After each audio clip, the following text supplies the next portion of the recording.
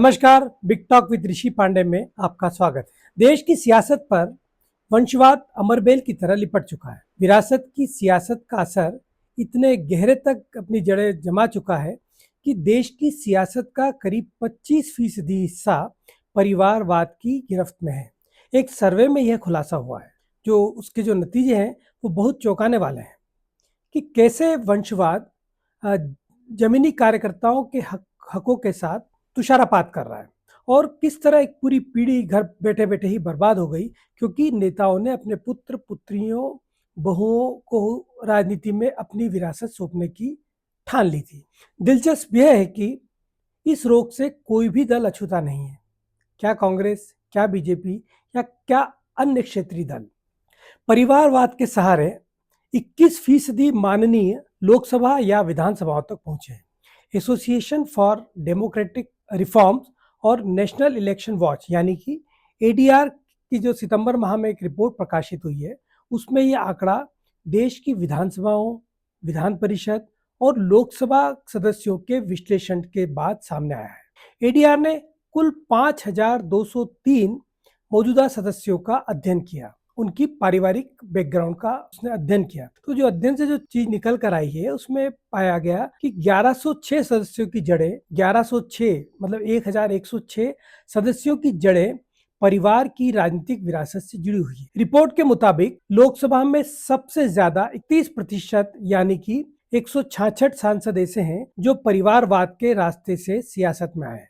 कुल 542 लोकसभा सदस्यों में यह संख्या सबसे ऊंची है, जो दर्शाती है कि संसद के निचले सदन में परिवार की परंपरा मजबूती के साथ अपनी जड़ जमा चुकी है।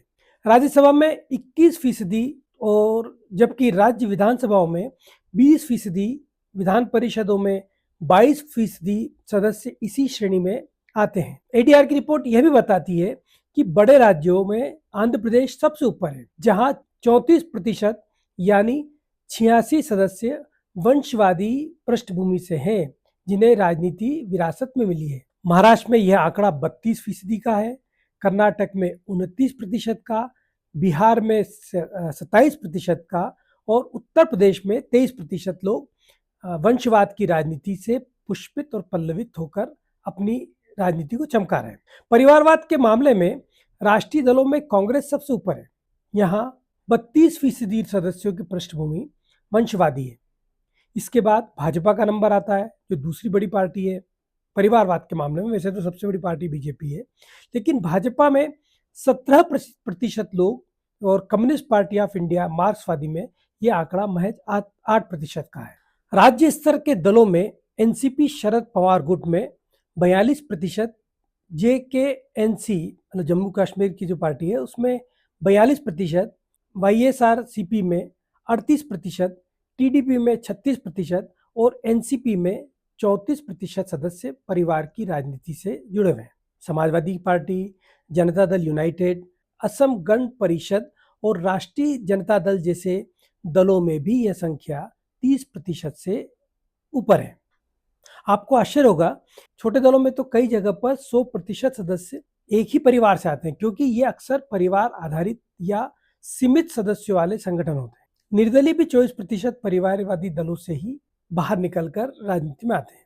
कुल 94 निर्दलियों में 23 यानी कि 24% सदस्यों की जड़ें परिवार की राजनीति से आती है। ये निर्दलीय अक्सर पार्टियों से अलग होकर भी परिवार के ब्रांड का इस्तेमाल करते हैं और चुनाव जीतकर बार्गेनिंग पोजीशन में आ जाते हैं। अनचिन्हित दलों में भी यही आंकड़ा 24% है, जहां 87 सदस्यों में 21 ऐसे हैं जो परिवार की राजनीति से जुड़े हुए हैं। अब सवाल ये कि परिवारवाद की राजनीति को बढ़ावा कौन देता है? निश्चित तौर पे वह नेता जो कि लंबे समय तक कुर्सी से चिपका हुआ है, वह कभी भी नहीं चाहेगा कि उसकी खाली की हुई कुर्सी पर कोई सामान्य कार्यकर्ता आकर बैठे। ऐसे दर्जनों उदाहरण मिलेंगे, ऊपर से लेकर नीचे तक, गंगोत्री से आखिरी छोर पर जहाँ पे गंगा समुद्र में मिल रही, वहां तक आप देखेंगे तो सभी जगह पर यह जो स्थिति है बनी हुई है। कांग्रेस पे तो आरोप लगता रहा है पारिवारिक विरासत का।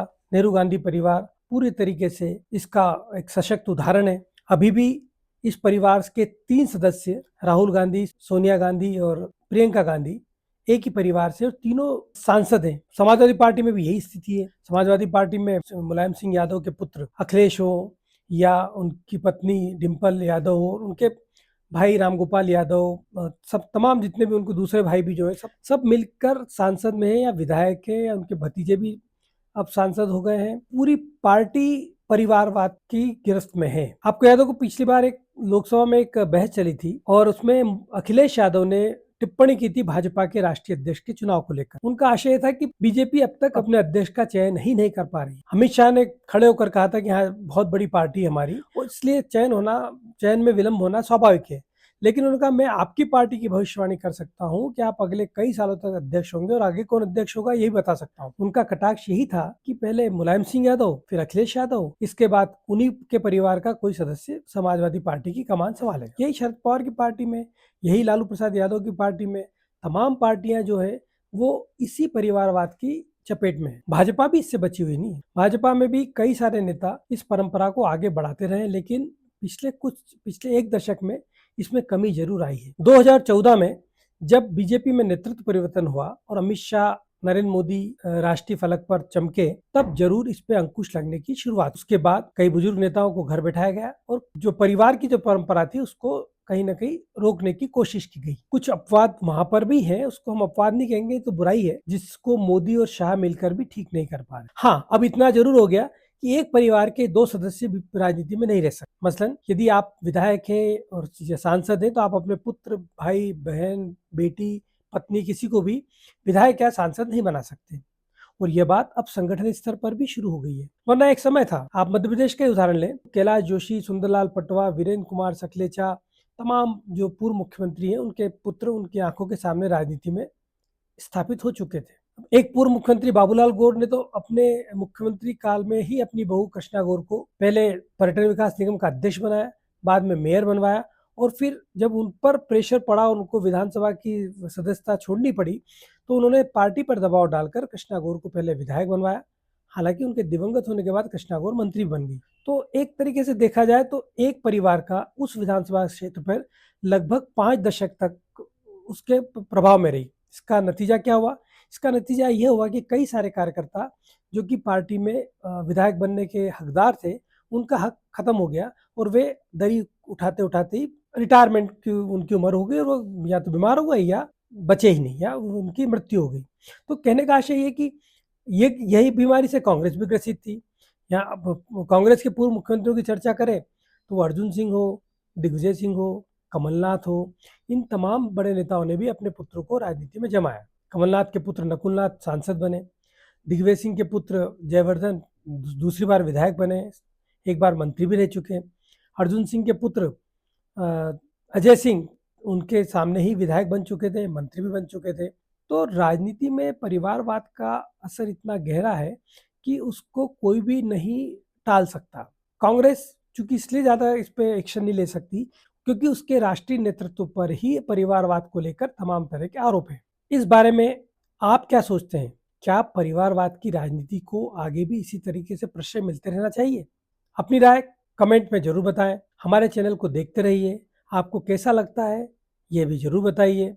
आपका प्यार और स्नेह हमें ऐसा ही मिलता रहे, इसी उम्मीद के साथ अगली बार किसी नए विषय के साथ आपके साथ फिर जुड़ेंगे। तब तक के लिए नमस्कार।